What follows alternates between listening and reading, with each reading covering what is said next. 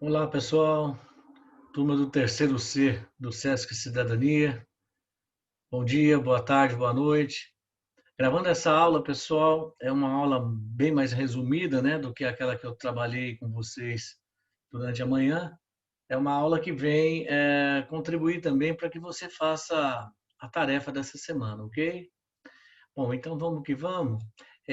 Compartilhando, nós estamos trabalhando a República Brasileira, a Primeira República, né, a República Velha.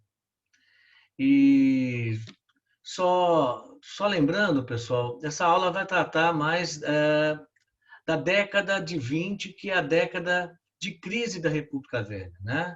É a década das contestações à ordem oligárquica, né? Que já predominava desde a instalação da República, ok? Bom, e para efeito, pessoal, de vocês resolverem algumas questões que vai estar lá na tarefa, só lembrando o papel do Brasil na Primeira Guerra Mundial. Primeira Guerra de 1914 a 18, o Brasil entra só em 17, né? Não envia tropas, envia alguns oficiais, envia alguns profissionais de medicina. Bom, e aí o que nós vamos ter, pessoal? O Brasil demora de entrar no jogo da guerra por conta de que os nossos compradores, maiores compradores de café, eram justamente polos opostos, né, no conflito mundial. Nós tínhamos o maior consumidor de café, a Alemanha, em seguida depois vinha a França, depois a Inglaterra, de maneira que não convinha, não era conveniente ao Estado brasileiro, né, se posicionar e perder esses grandes compradores. Então foi adiando, adiando até chegar em 1917, que a pressão da diplomacia da Entente foi demais e o Brasil se posicionou. Um outro detalhe também muito importante, pessoal, que durante os 4 anos de Primeira Guerra Mundial, o Brasil adotou aquilo que os economistas e historiadores chamam de modelo de substituição de importações. Está aqui, ó, no slide, tá? O que compreenderia isso, pessoal? O Brasil, né, diante a um quadro de guerra, né, principalmente tendo como palco a Europa, e essa Europa era a grande fornecedora de produtos industrializados ao Brasil, de forma tradicional, principalmente a Inglaterra, o que acontece? O Brasil vai ser forçado a fabricar aqui dentro aquilo tudo que nós tínhamos costumes de comprar de produtos industrializados da Europa, principalmente da Inglaterra, né? Então é um modelo de substituição de importações, né? Substituir a importação com a fabricação interna desses produtos, ok? Nós vamos ter, principalmente no eixo Rio e São Paulo, né? Um aumento do número de empresas, a indústria têxtil, a indústria de alimentos, principalmente de enlatados, né? E de maneira que nós vamos ter também, em 1917, a primeira grande greve geral do Brasil, né? Eu já tratei em outras aulas, né? Que foi muito importante, né? Vamos assim dizer, foi um movimento germinal, né? Do movimento operário brasileiro. Bom, e aí a gente entra na década de 20, né?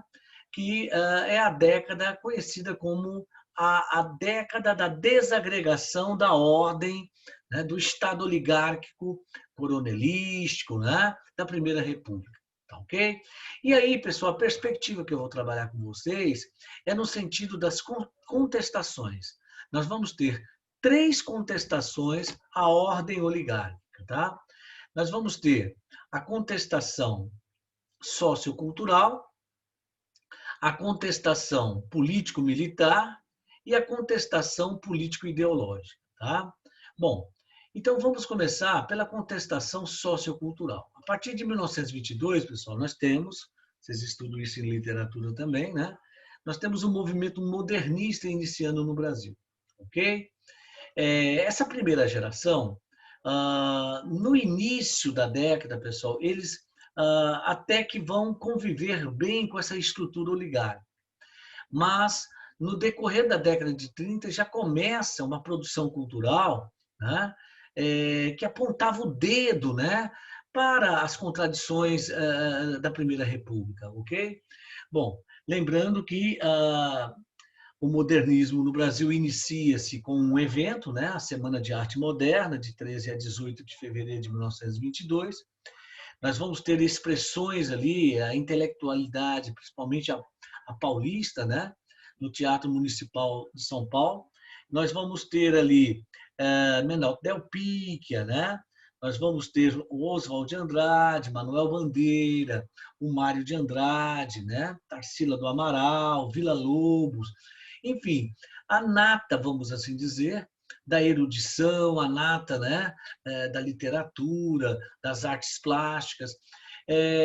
Esse movimento, pessoal, ele trazia para o centro da vida cultural brasileira influências europeias que eram chamadas as vanguardas, né?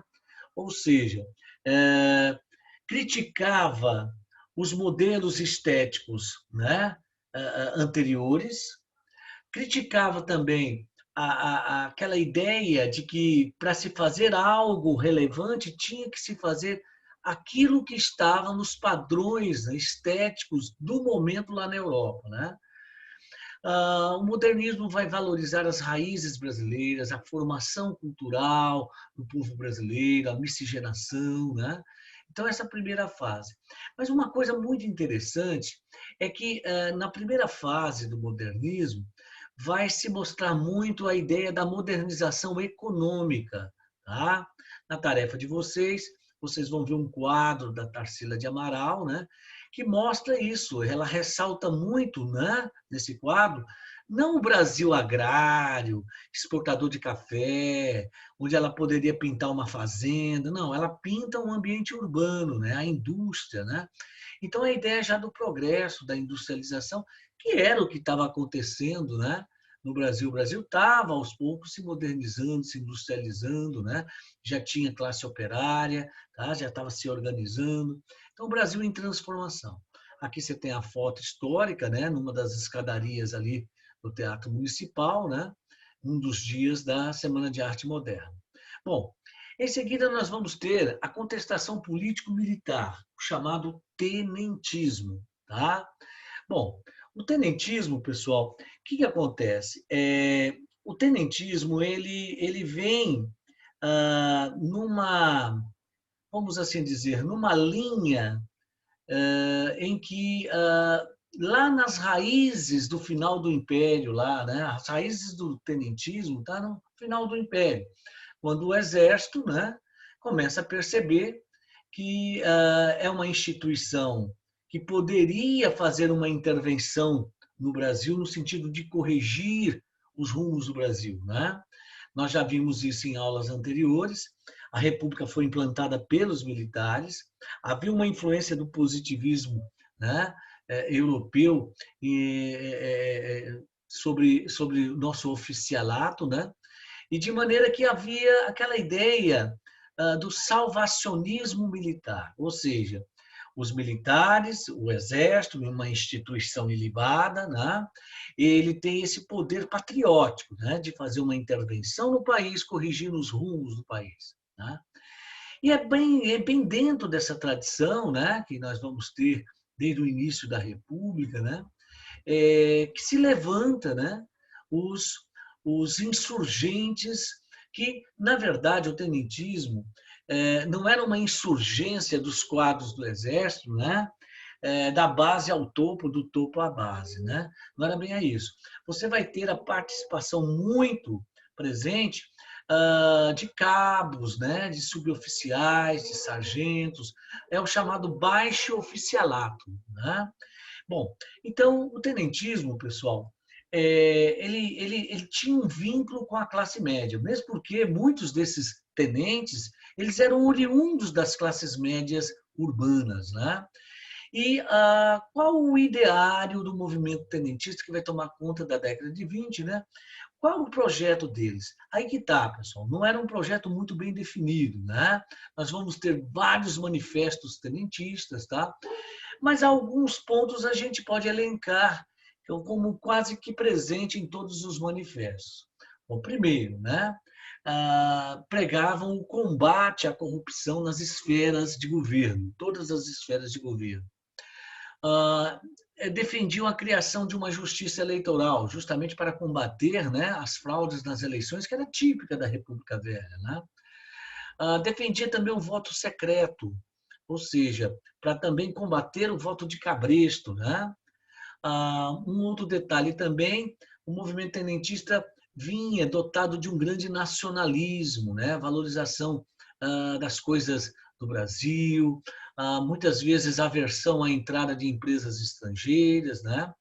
Bom, de maneira que em alguns manifestos falavam, né, do ensino obrigatório, cobrava-se aquilo que estava no papel da Constituição, mas não se cumpria, né, na efetividade, de maneira que, e muito patriotismo, né? Mas um detalhe, pessoal, em nenhum momento o movimento tenentista vai buscar se aliar ao movimento operário, né? À esquerda organizada através do Partido Comunista e depois através do Bloco Operário Camponês, de maneira alguma. Tá? Do começo ao fim, o tenentismo se alimentava desse salvacionismo patriótico né, do exército, na condução, né, dos rumos da nação, etc, etc. Muitos achavam que a solução era colocar um militar no poder. Né? Na medida que nós tínhamos um militar no poder, nós resolveríamos todas as mazelas, os problemas da vida nacional. E aí nós vamos ter momentos, né, episódios muito marcantes da contestação militar na República Velha. Nós vamos ter o início, né, do movimento tenentista, que é a revolta do Forte de Copacabana em 1922, quando o forte, o quartel, se insurge no primeiro momento. Depois o exército vai para a porta, as tropas legalistas vão para a porta, desculpa. E aí o que acontece? 18 ainda mantém, por dias, uma resistência, até eles saírem para enfrentar o exército de maneira heróica, tal, né? E, nesse confronto ainda sobram 2 dos 18, tá? Nós vamos ter o quê? Outros levantes, né? A revolta do Forte em Manaus, a revolta do Forte em Porto Alegre, em São Paulo também, e a Coluna Prestes, né? A Coluna Prestes saiu do Rio Grande do Sul, pessoal, tá? E perambulou pelo Brasil para chamar a atenção das populações dos estados, né? Para ir contra a política dos governadores, as políticas dos coronéis. A Coluna Prestes ela durou praticamente 3 anos e terminou seus dias se refugiando na Bolívia. Tá? O grande líder, Luiz Carlos Prestes, na década seguinte, vai estar nos quadros do Partido Comunista, vai ser uma grande liderança comunista, ele vai romper com aquela ideia elitista, né, que marcava o tenentismo, e vai para o Partido Comunista, e ali ele começa a perceber que havia de ter um movimento, né, que se vinculasse principalmente à classe trabalhadora e camponesa organizada. Bom, em seguida nós vamos ter a contestação político-ideológica. Nasce também em 1922 o Partido Comunista Brasileiro. Tá? Bom, o que acontece? O Partido Comunista ele não nasce do nada, né? Desde 1917, com, de certa forma, o triunfo, né, da greve geral no Brasil, o movimento operário já estava se organizando a partir de 17 mesmo, e dentro do sindicalismo você tinha lá os marxistas e os anarquistas, os anarcos-sindicalistas. Então, justamente essa porção marxista e alguns anarquistas vão compor os quadros do Partido Comunista Brasileiro. E inflamados, né, entusiasmados com o triunfo da Revolução Bolchevique em 1917. Né? E aí forma-se o Partido Comunista. Tá? Logicamente, seus manifestos criticando, né, a política dos governadores, os vícios da República Velha, né? Inclusive, a partir de 22, o Partido Comunista ele tem muita orientação da União Soviética. Né? O vínculo com a União Soviética é marcante. E nós vamos ter o quê também? A ideia de que os comunistas deveriam atuar em todas as áreas, né? Nos sindicatos, né? No campo, entre os camponeses, né? Nas fábricas, então, sim, até mesmo, se possível, participar da legalidade, né? Eleitoral e no parlamento, né? Ou seja, você ter deputados vinculados ao Partido Comunista. Okay? A ideia era essa, preparar o Brasil para um dia para uma revolução. Ok? Em 1927, uma legislação proíbe a nomenclatura, a sigla Partido Comunista do Brasil, e aí muda-se para Bloco Operário Camponês. Tá, ok? E aí nós vamos ter praticamente as linhas de protesto que os manifestos do Bloco Operário Camponês faziam. Por exemplo, crítica, desculpa, e combate à elite que mantinha o controle político-social, os coronéis, né? Pregava a cobrança só mesmo para os ricos, né? Sobre as grandes fortunas. Pregava também a necessidade de fazer uma política habitacional para o povo, a extensão do ensino laico, né? E obrigatório, gratuito, o voto secreto, né? Que era a grande demanda, né? E vai por aí. Então, pessoal, nós resolvemos essas questões em aula e por hoje nós estamos por aqui. Próxima aula, eu vou trabalhar na parte da manhã a Revolução de 30, tá? E depois também tarefa em cima da Revolução de 30, porque é um assunto mais extenso. Tranquilo? Fiquemos por aqui. Muito obrigado a todos e um bom dia.